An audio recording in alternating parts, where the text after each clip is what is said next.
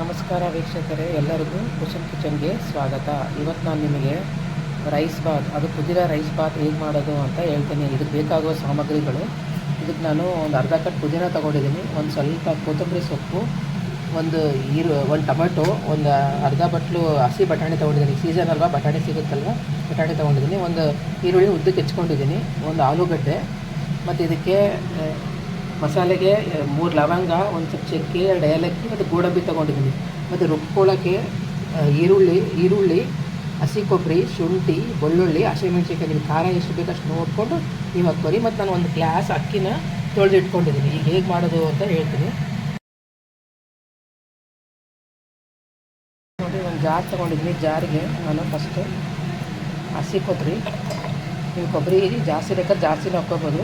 ನಾನು 4 ಜನಕ್ಕೆ ಪುದೀನ ಬಾತ್ ಮಾಡ್ತಾಯಿದ್ದೀನಿ ಅಂತ ಒಂದು ಅರ್ಧ ಈರುಳ್ಳಿ ತೊಗೊಂಡಿದ್ದೀನಿ. ನೀವು ಕ್ವಾಂಟಿಟಿ ಮೇಲೆ ಈರುಳ್ಳಿ ಹಾಕೋರಿ. ಮತ್ತು ಇದಕ್ಕೆ ಶುಂಠಿ, ಬೆಳ್ಳುಳ್ಳಿ, ಹಸಿಮೆಣ್ಸಿನ್ಕಾಯಿ ಎಲ್ಲ ಹಾಕ್ತಾಯಿದ್ದೀನಿ. ಖಾರ ಎಷ್ಟು ಬೇಕಷ್ಟು ನೋಡ್ಕೊಂಡು ನೀವು ಖಾರ ಹಾಕ್ಕೋರಿ. ಇದಕ್ಕೆ ನಾನು ಕೊತ್ತಂಬರಿ ಸೊಪ್ಪು ಮತ್ತು ಪುದೀನ ಇದನ್ನೆಲ್ಲ ಹಾಕಿ ಚೆನ್ನಾಗಿ ಗ್ರೈಂಡ್ ಮಾಡ್ಕೊಂಡ್ಬಿಡ್ತೀನಿ. ಸ್ವಲ್ಪ ನೀರಾಗಿ ಗ್ರೈಂಡ್ ಮಾಡ್ಕೊತೀನಿ. ನಾನು ಮಿಕ್ಸಿ ಜಾರಲ್ಲಿ ಇದು ನುಣ್ಣಗೆ ರುಬ್ಕೊಂಡ್ಬಿಟ್ಟಿದ್ದೀನಿ. ಒಂದು ಸ್ವಲ್ಪ ನೀರಾಗಿ ರುಬ್ಕೊಂಡಿದ್ದೀನಿ. ಈಗ ಒಂದು ಅಗಲವಾದ ಪ್ಯಾನ್ ತೊಗೊಂಡಿದ್ದೀನಿ. ಪ್ಯಾನ್ಗೆ ಒಂದು 2.5 ಸ್ಪೂನ್ ಎಣ್ಣೆ ಹಾಕ್ತಾಯಿದ್ದೀನಿ. ನೀವು ಕ್ವಾಂಟಿಟಿ ನೋಡ್ಕೊಂಡು ಎಷ್ಟು ಎಣ್ಣೆ ಬೇಕು ಅಷ್ಟು ಎಣ್ಣೆ ಹಾಕ್ತಾರೆ.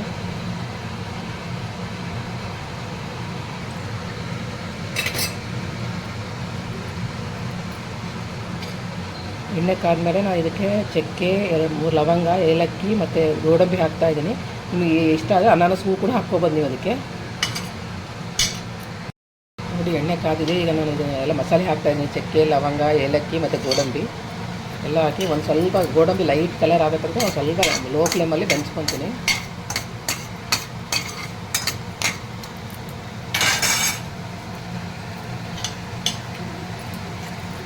ಸ್ವಲ್ಪ ಲೈಟಾಗಿ ಕಲರ್ ಬಂದಮೇಲೆ ಇದಕ್ಕೆ ಒಂದು ಈರುಳ್ಳಿ ಉದ್ದಕ್ಕೆ ಹೆಚ್ಕೊಂಡಿರೋದು ಹಾಕ್ತಾಯಿದ್ದೀನಿ.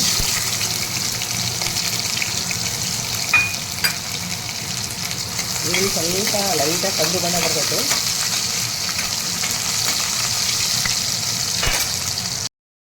ಈರುಳ್ಳಿ ಸ್ವಲ್ಪ ಕಂದು ಬಣ್ಣ ಬಂದಮೇಲೆ ಇದನ್ನ ಈ ಟೊಮೊಟೊ ಹಾಕ್ತಾಯಿದ್ದೀನಿ.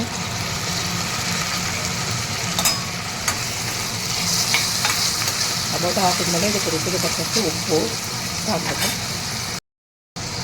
ಟೊಮೊಟೊ ಹಾಕಿದ್ಮೇಲೆ ಇದಕ್ಕೆ ಉಪ್ಪು ಹಾಕ್ತಾಯಿದ್ದೀನಿ, ಕಲ್ಲುಪ್ಪು. ಒಂದು ಸ್ವಲ್ಪ ಟೊಮೊಟೊ ಸ್ವಲ್ಪ ಬೆನೆಯ ತನಕ ಇದು ಮಾಡ್ಕೊಳ್ಳೋಣ.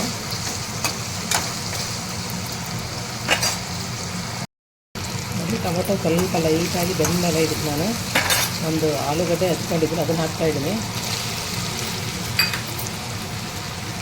ಆಲೂಗಡ್ಡೆ ಮತ್ತು ಇದಕ್ಕೆ ಒಂದು ಅರ್ಧ ಬಟ್ಲು ಹಸಿ ಬಟಾಣಿ ತೊಗೊಂಡು ಅದನ್ನು ಹಾಕ್ತಾಯಿದ್ದೀನಿ. ಚೆನ್ನಾಗಿ ಬೆಂದ್ಕೊಂಡು ಒಂದು 2 ನಿಮಿಷ ಕಾಲ.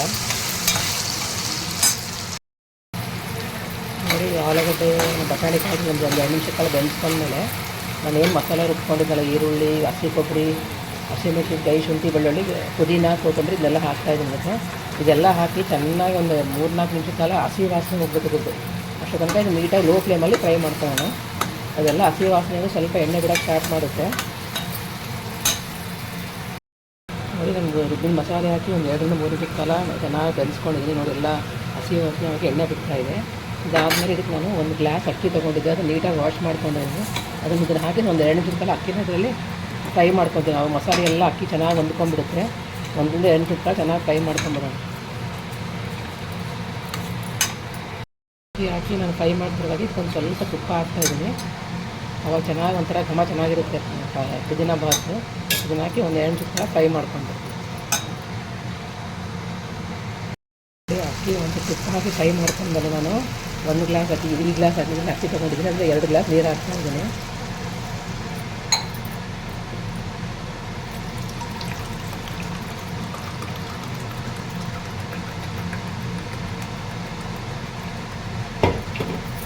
ನೋಡಿ, 2 ಗ್ಲಾಸ್ ನೀರು ಹಾಕ್ತಾಯಿದ್ದೀನಿ.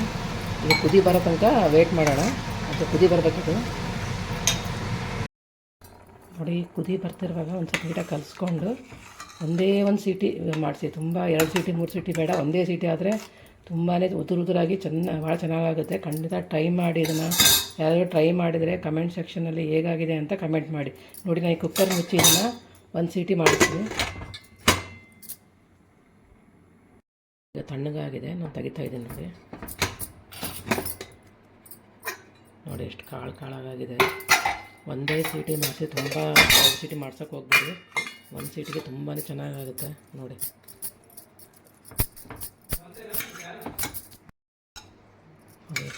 ಬಿಸಿ ಮೆಂತೆ ಬಾತ್ ರೆಡಿಯಾಗಿದೆ. ಖಂಡಿತ ಟ್ರೈ ಮಾಡಿ, ತುಂಬಾ ರುಚಿಯಾಗಿರುತ್ತೆ. ಯಾರು ಟ್ರೈ ಮಾಡಿದೆ ಕಮೆಂಟ್ ಸೆಕ್ಷನಲ್ಲಿ ಹೇಗಾಗಿದೆ ಅಂತ ಕಮೆಂಟ್ ಮಾಡಿ. ನನ್ನ ಚಾನಲ್ಗೆ ಸಬ್ಸ್ಕ್ರೈಬ್ ಮಾಡಿ.